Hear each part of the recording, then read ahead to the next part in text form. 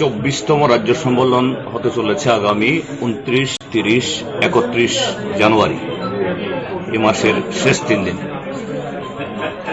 এবং এই সম্মেলন হল গত 3 বছরের এই রাজ্যের আমাদের পার্টির রাজনৈতিক এবং সাংগঠনিক কার্যকলাপ সবকিছুর ভিত্তিতে।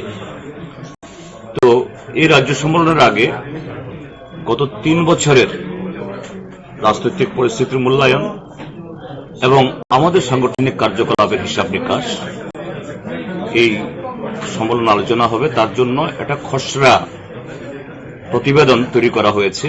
এই প্রতিবেদন আজকে রাজ্য কমিটি আলোচনার মধ্য দিয়ে ফাইনাল করার পর এটা 29 তারিখে রাজ্য সম্মেলন রাখা হবে। সেটাই চূড়ান্ত করার জন্য আজকে আমাদের এই সভা, অর্থাৎ 23তম পার্টি সম্মেলনের পর এটাই রাজ্য কমিটির শেষ সভা। 24তম সম্মেলনের আগে একটু পরে এটা শুরু হবে। তার ভিত্তিতে 3 দিনের চর্চা হবে এবং আগামী 3 বছরের জন্য আমাদের যাবতীয় কর্মসূচি আমরা গ্রহণ করব।